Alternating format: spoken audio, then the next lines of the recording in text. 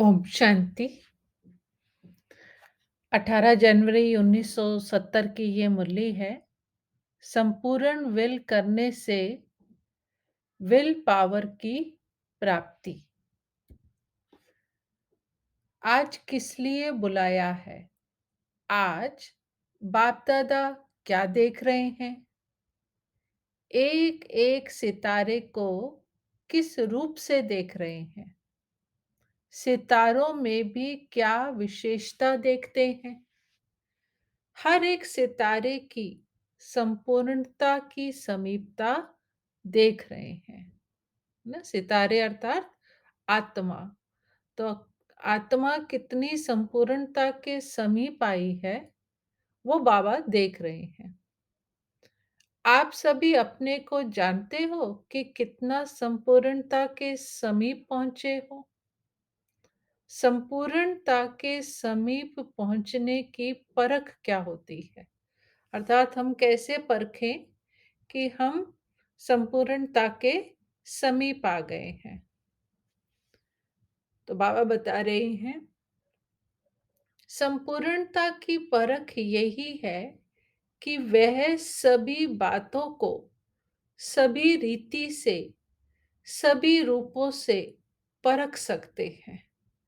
अब संपूर्णता की परख बाबा जो बताई वो बहुत सुंदर बताई कि वह सभी बातों को जो है और सभी रीति से सभी रूपों से परख सकते हैं ना। उनमें परख शक्ति जो है, जो जितना संपूर्णता के समीप होगा उसकी परख शक्ति जो है उतनी बढ़ती चली जाएगी।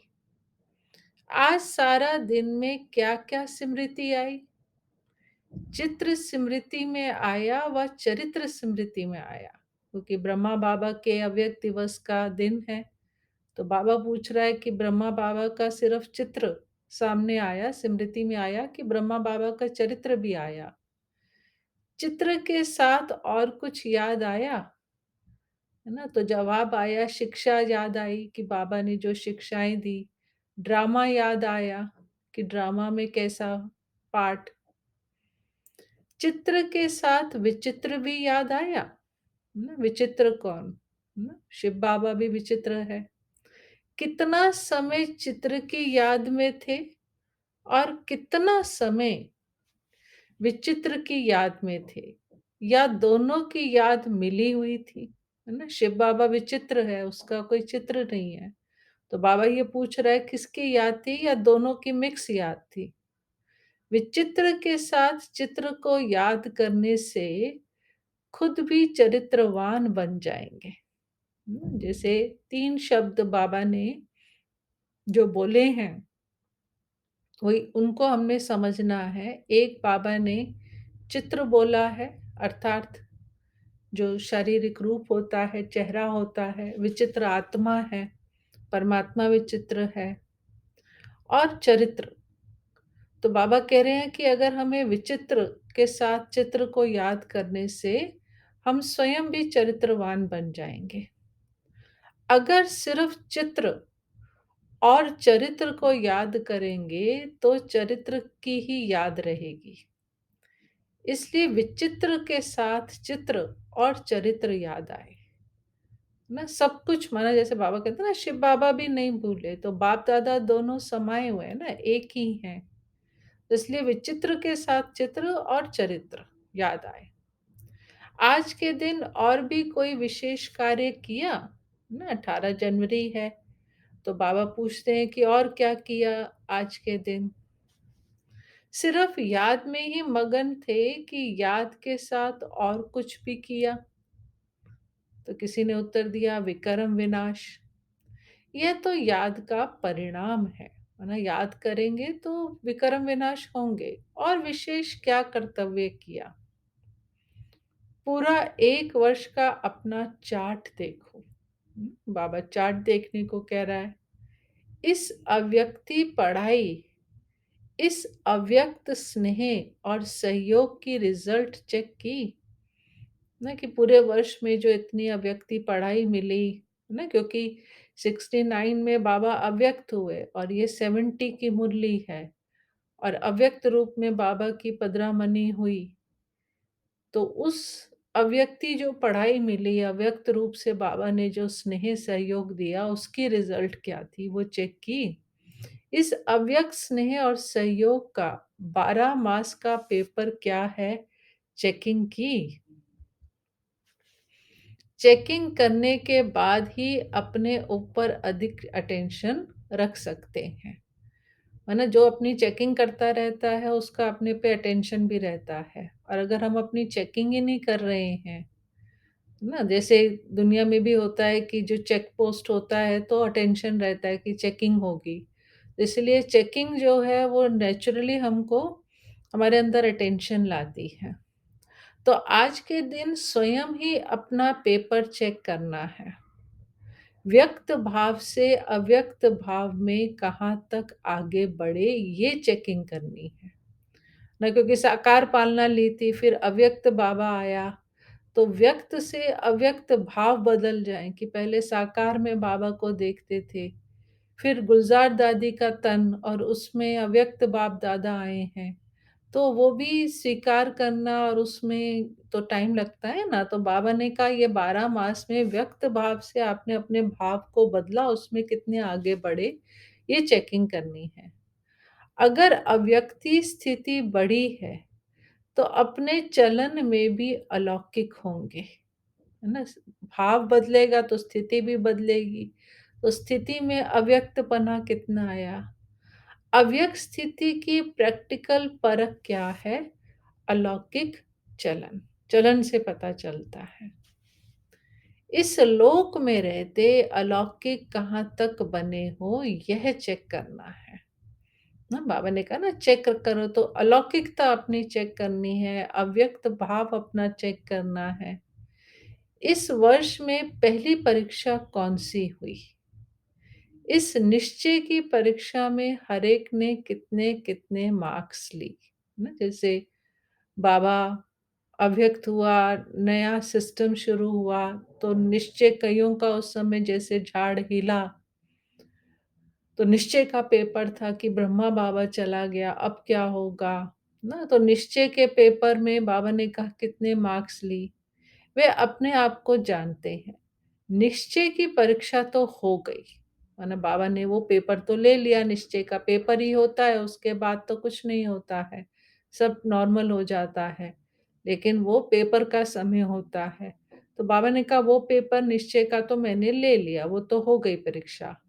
अब कौन-सी परीक्षा होनी है? परीक्षा का मालूम होते भी फेल हो जाते हैं। कोई-कोई के लिए ये बड़ा पेपर है, लेकिन कोई-कोई को अब बड़ा पेपर होना है। माना कइयों के लिए यही बड़ा पेपर था, ब्रह्मा बाबा का व्यक्त होना, और बाबा कहते हैं अब कोई-कोई के लिए अभी बड़ा पेपर होना है, आगे और बड़ा पेपर उनके लिए आना है। जैसे इस पेपर में निश्चय की परीक्षा हुई, वैसे ही अब कौन-सा पेपर होना है? व्यक्त में भी अभी भी सहारा है। जैसे पहले भी निमित्त बना हुआ साकार तन सहारा था, वैसे ही अब भी ड्रामा में निमित्त बने हुए साकार में सहारा हैं। पहले भी निमित्त ही थे, अब भी निमित्त हैं। वरना बाबा ने ये भी कहा था कि कुछ नहीं, बाबा ने तो कमरा चेंज किया है, तो सहारा तो बाबा है ही है साकार में।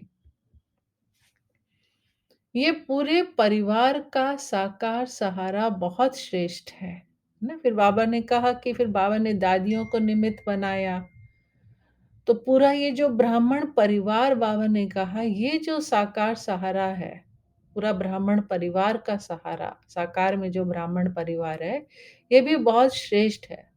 अव्यक्त में तो साथ हैं ही, जितना स्नेह होता है उतना सहयोग भी मिलता है। स्नेह की कमी के कारण सहयोग भी कम मिलता है ना। अब ये हमें चेक करना है, जितना हमारा बाबा से स्नेह उतना हमें बाप दादा से सहयोग मिलेगा। उसी तरह से परिवार का सहारा, तो परिवार से, ब्राह्मण परिवार से जितना स्नेह होगा उतना ब्राह्मण परिवार से भी सहारा मिलता है। साकार से स्नेह अर्थात सारे सिजरे से स्नेह। साकार अकेला नहीं है, प्रजापिता ब्रह्मा तो उनके साथ परिवार है। माला के मणके हो ना, माला में अकेला मणका नहीं होता है। माला में एक ही याद के सूत्र में, स्नेह में परिवार समाया हुआ है। तो ये जैसे माला में स्नेह के सूत्र में पिरोए हुए हैं ना। ब्राह्मण परिवार भी जो है, बाबा उसको भी कह रहा है कि ये भी बहुत बड़ा, जो बाबा का ब्राह्मण परिवार है, ये भी कोई कम नहीं है। बहुत श्रेष्ठ परिवार मिला है हमें। दैवी कुल तो भविष्य में है, इस ब्राह्मण कुल का बहुत महत्व है ना। क्यों? क्योंकि दैवी कुल और ब्राह्मण कुल का बड़ा गहरा कनेक्शन है, जो आगे बाबा बता रहे हैं। जितना जितना ब्राह्मण कुल से स्नेह और समीपता होगी, उतना ही दैवी राज्य में समीपता होगी। साकार में क्या सबूत देखा? कि जैसे यहाँ जितना ब्राह्मण परिवार के हम समीप होंगे, स्नेह होगा, उतना ही भविष्य में देवी देवता रूप में भी हम समीप होंगे। फिर बाबा कह रहे साकार में क्या सबूत देखा? बाप दादा किसको आगे रखते हैं? बच्चों को। क्योंकि बच्चों के बिना माँ बाप का नाम बाला नहीं हो सकता। तो जैसे साकार में कर्म करके दिखाया, वही फॉलो करना है। यहाँ पेपर पहले ही सुनाया जाता है ना। बाबा ने तो पेपर पहले ही सुना दिया ना। निश्चय का पेपर तो हुआ, लेकिन अब पेपर होना है हर एक के स्नेह, सहयोग और शक्ति का। ये पेपर बाबा स्नेह का पेपर लेगा कि बाबा से कितना स्नेह है ना। सहयोग का पेपर लेगा कि बाबा के कितने हम सहयोगी हैं। और शक्ति का कि कितनी हम में शक्ति है ना। डगमग तो नहीं हो जाते, अचल अडोल रहते हैं। तो बाबा कहते हैं ये आगे पेपर लेगा बाबा। अब वे समय नजदीक आ रहा है जिसमें आप भी कल पहले वाले चित्र प्रत्यक्ष होना है। अनेक प्रकार की समस्याओं को परिवर्तन के लिए अंगुली देनी है। कलयुगी पहाड़ तो पार होना ही है, लेकिन इस वर्ष में मन की समस्याएं, तन की समस्याएं, वायुमंडल की समस्याएं, सर्व समस्याओं के पहाड़ को स्नेह और सहयोग की अंगुली देनी है। माना इस वर्ष में जो भी समस्याएं आएंगी, तो उसमें सब बाबा ये देखेगा ना कितना स्नेह और सहयोग है। तो उसमें कौन कौन उन समस्याओं में अपना स्नेह और सहयोग की उंगली देता है। तन की समस्या भी आनी है।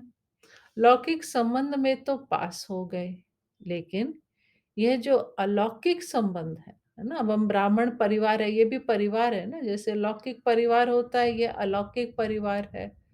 तो परिवार में जैसे संबंध है, तो जहाँ संबंध होता है वहां कुछ ना कुछ छोटी मोटी बातें होती रहती हैं, है ना। तो बाबा कहते हैं वो भी पेपर होंगे। जैसे लौकिक परिवार में थोड़ा बहुत होता रहता है आपस में, क्योंकि भिन्न भिन्न संस्कार हैं, स्वभाव है, फिर हिसाब किताब भी है।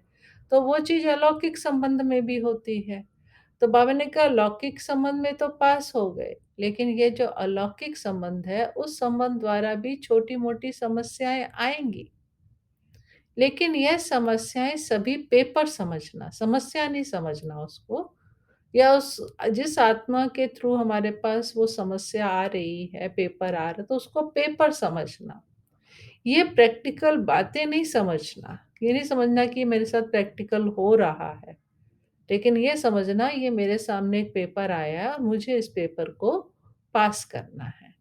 ये पेपर समझना। अगर पेपर समझकर उसको पास करेंगे तो पास हो जाएंगे, और अगर पेपर नहीं समझेंगे तो क्या होगा ना। फिर वही मन अलौकिक संबंध से फिर दूर होंगे, या मन मुटाव होगा, नाराज होंगे। कई लोग ज्ञान छोड़ के चले जाते हैं, दूर हो जाते हैं, तो फेल हो जाते हैं ना। तो इसलिए पेपर समझेंगे तो ये लक्ष्य रखेंगे कि हमें इसमें पास होना है। अभी देखना है। पापा कहते हैं अब देखता हूँ मैं, पेपर आउट होते भी कितने पास होते हैं ना। बाबा ने क्या पेपर आउट किया कि तन की, मन की ये सब समस्याएं आएंगी, उसमें आपको स्नेह सहयोग देना है। फिर अलौकिक परिवार से भी पेपर आएंगे, तो उसमें भी आपको समस्या आएगी अलौकिक परिवार से भी। लेकिन उसको पेपर समझना है।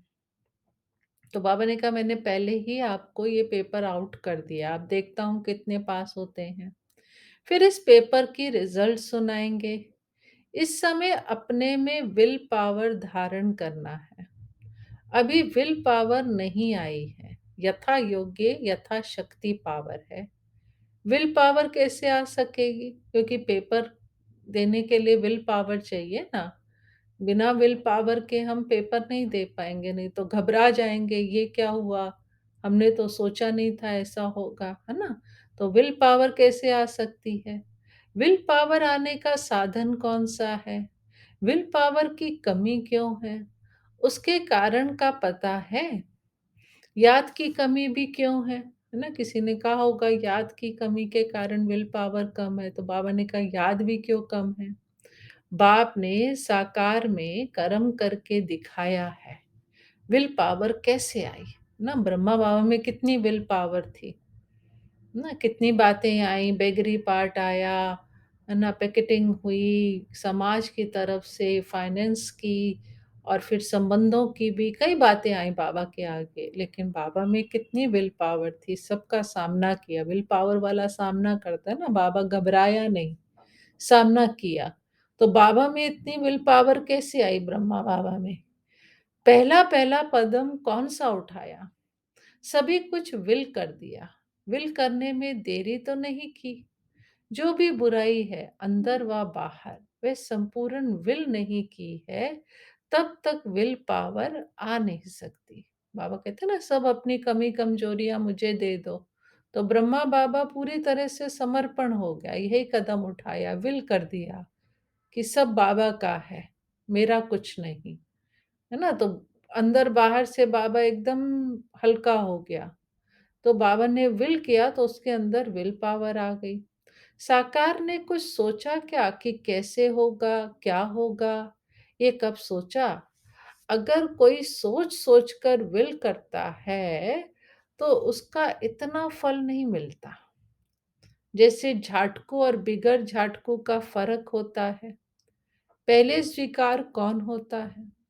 जो पहले स्वीकार होता है, उसको नंबर 1 की शक्ति मिलती है। जो पहले स्वीकार नहीं होते, उनको शक्ति भी इतनी प्राप्त नहीं होती है। ना जो झाटकू होता है, ना, वो प्रसाद माना जाता है। तो उसी तरह से यहाँ भी जो पहले विल करता है, तो उसको बाबा से शक्ति भी उतनी मिलती है। जो बहुत सोच-सोच कर विल करता है, तो नेचुरली शक्ति भी उतनी कम प्राप्त होती है। इस बात पर सोचना, बाप-दादा वर्तमान के साथ भविष्य भी जानता है। तो भविष्य कर्म बंधन की रस्सियाँ देखकर इतनी तेज दौड़ी नहीं पहनाते हैं, क्योंकि बाबा को हर एक के कर्म बंधन मालूम है। अब किसी को तेज दौड़ाए, लेकिन उसकी कर्म बंधन की रस्सियाँ ऐसी हैं कि वो दौड़ ही नहीं पाएगा। कर्म बंधन की रस्सियों को काटना अपना कर्तव्य है। अगर कोई भी रस्सी टूटी हुई नहीं होती है ना? कई बार तन से तो हम दूर हो जाते हैं, लेकिन अगर उसके साथ हमारा कर्म बंधन है, रस्सी टूटी हुई नहीं होती है, तो मन की खिंचावट होती रहती है, ये निशानी है। तन से दूर हो जाएँगे, लेकिन मन उनकी तरफ खींचेगा। इसका मतलब अगर मन खींच रहा है, चाहे मोहवश खिंचावट हो रही है, चाहे घृणावश खिंचावट हो रही है, या किसी दुःख के कारण कि मुझे इन्होंने इतना दुःख दिया, दुखी हो रहे हैं उनको याद कर के। तो ये सब क्या है? ये कर्म बंधन है। इसलिए रस्सियाँ कटवाने के लिए ठहरे हैं। है ना? बाबा ने इतना टाइम दिया कि ये जो रस्सियाँ हैं, है ना? वो कट जाए। है ना? बाबा ने कहा तेज़ दौड़ा दूँ तो रस्सियाँ ऐसी हैं कि वो खींच लेंगी। रस्सियाँ अगर टूटी हुई हैं तो फिर कोई रुक सकता है क्या? अगर कर्म बंधन की रस्सी टूटी हुई है तो कोई भी रुकेगा नहीं। छूटा हुआ कभी कोई भी बंधन में रुक नहीं सकता।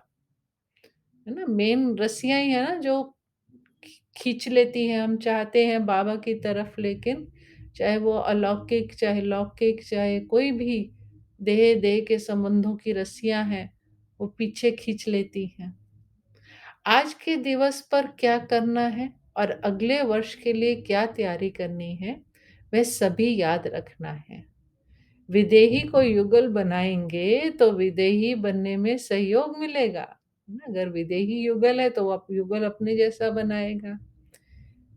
विदेही बनने में सहयोग कम मिलता है, सफलता कम देखने में आती है, तो समझना चाहिए कि विदेही को युगल नहीं बनाया है।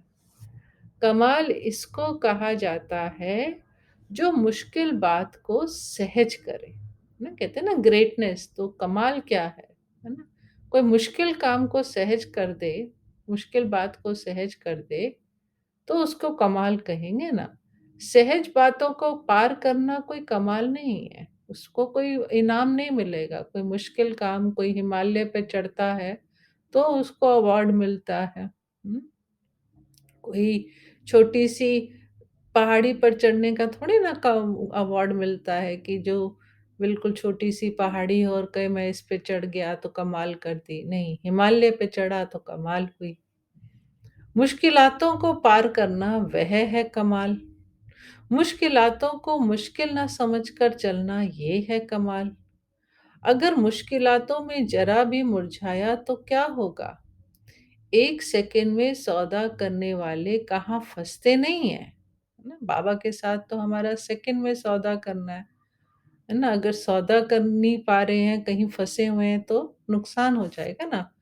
फ़ास्ट जाने वाला कहाँ फँसेगा नहीं, जिसको फ़ास्ट जाना है अगर रास्ते में कोई उसको रोक देता भी है, तो क्या कहते हैं? जैसे कोई बहुत तेज़ जा रहा हो, कोई रास्ते उसको जल्दी हो जाने की, ना ट्रेन पकड़नी हो या कुछ, तो रास्ते में कोई मिल जाए और वो उससे बात करने लग जाए, है ना? तो वो चाहे वो फालतू व्यर्थ बातें हैं, है ना? तो वो क्या करेगा? वो कहेगा नहीं, नहीं मेरी ट्रेन है, मुझे जाना है, अभी मैं नहीं बात कर सकता।